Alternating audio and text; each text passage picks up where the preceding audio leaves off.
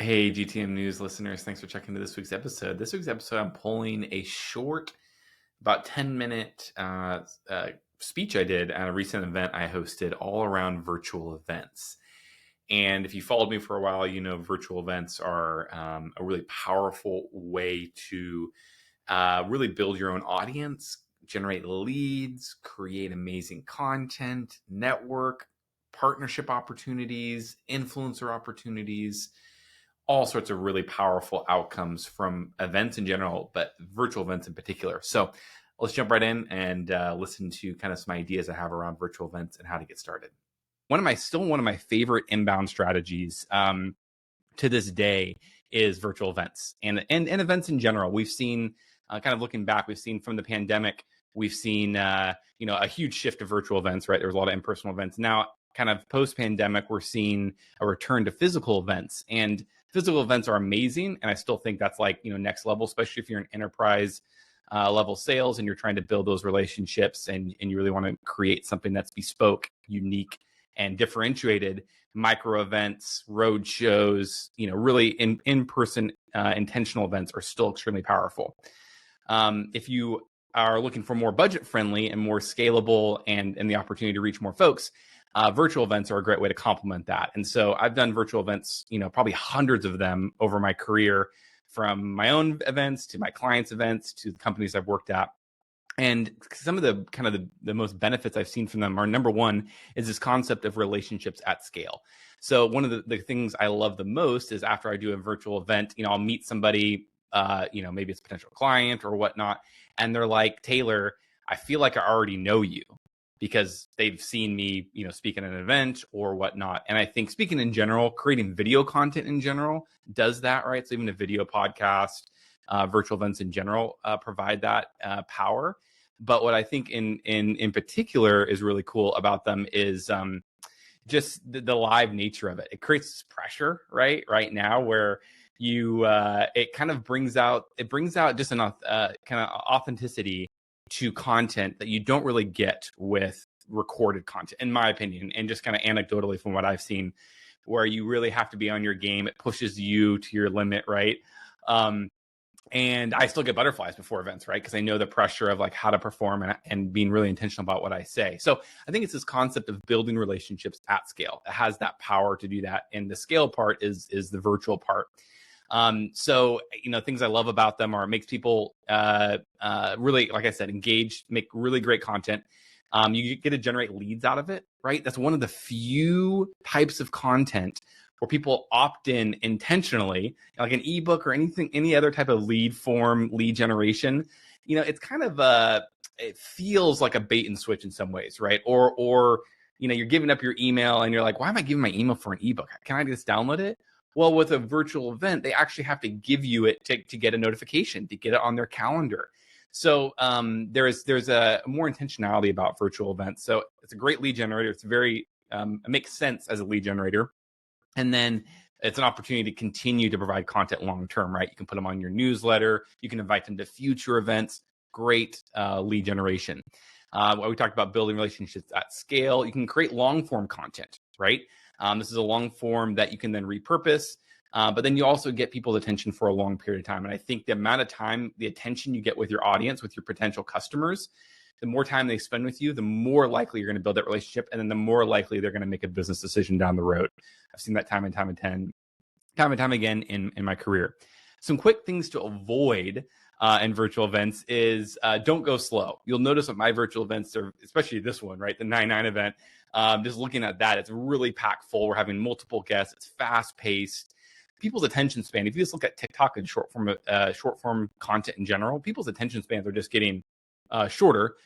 I'm not a huge fan of that, and I think there's negatives to that, but it is a reality we're in, right? And so if you want to get people's attention, especially with like B2B content, which generally speaking, we're going to have Balaji later on talk about owned media, and he's going to talk about how to create really engaging owned media content, how to stand out. But it's hard. So it's really hard to be engaging. So I think pace is one way to combat that. How do you just like over deliver value, provide a ton of value quickly? Because people, they're probably not listening to your, they might be listening to your podcast or your event while they're working out or on the road or whatever. But, if they are looking for it to get business content, right, to solve problems, then you got to be fast paced. So really big point there.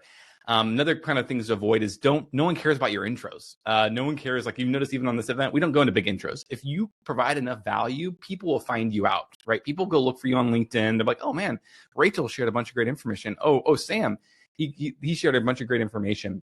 So skip all that, get to the meat, get to the value. People show up to live events to learn and solve problems, not to hear about your product.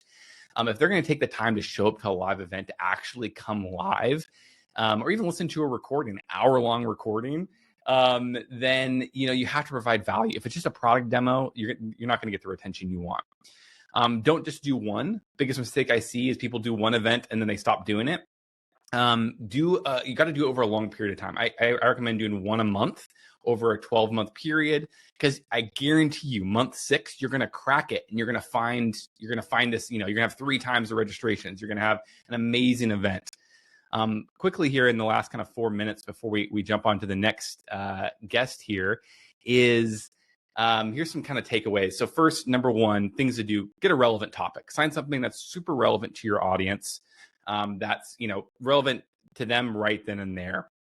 So this event is right like inbound in 2024. So many things have changed with inbound. It's gotten weird. Just all these different strategies they've been super saturated, right? So that's why we're doing an event with all these different kind of refresh of inbound strategies. Great guest. So what I see so many times with virtual events or webinars is it's the same CEO, co-founder doing the same event every single month, or maybe different topics, but it's the same guest every month or same speakers every month. No one wants to hear your CEO every month talk. Most likely because the ideas they've shared, they're kind of just repackaging them. They're not unique, new research or new insights, generally speaking, from what I see. So other ideas for guests, have customers on. You can create content with your customers, and you can create the perfect type of content I've ever seen is like a social proof content combined with thought leadership.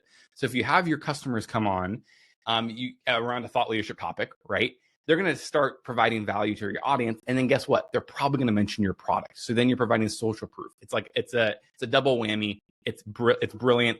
It's probably the best type of content I've seen created from an event standpoint is when you have your customers come on, they provide thought leadership and they provide social proof. Super powerful. The other ones are have your prospects come on, have influencers in your space, have a subject matter expert from your organization come on. Once again, just try different guests, keep it fresh, keep it different. Try different formats. Have a panel format, 3 or 4 people where you're interviewing. Do one-off workshops. Do a longer event like something I'm doing now where you have multiple folks. And then promote the heck out of it. That's another thing I see with events is like they'll do it once and they're not promoting it. Or promote it outbound. Go outbound. Invite prospects to your event. Do LinkedIn events. You can have all of your employees invite up to 1,000 people a week from their first degree connections to your event. I've driven thousands of leads through LinkedIn events from folks that way. Paid media, influencers, post in communities. There's so many different ways to promote your event. You have to promote it. Think about it as its own product. It's a great advice in general for B2B content, but think about it as a product in and of itself where you're actually solving a problem. Promote the heck out of it. Last but not least, repurpose it. So Rachel talked about this, right? Let your podcast live on. Let your webinars and virtual events live on. Repurpose it into your podcast. You could take out snippets and repurpose into your podcast. Repurpose it into short form video for your social media posts. Repurpose it into blog posts. Repurpose it into newsletters, ebooks. There's so many great AI tools out there now that can help you accelerate your repurposing. So last but not least, let it live on and continue to repurpose it. So in general, I still think, kind of taking one step back here, virtual events have still a tremendous, powerful way to connect with people at scale.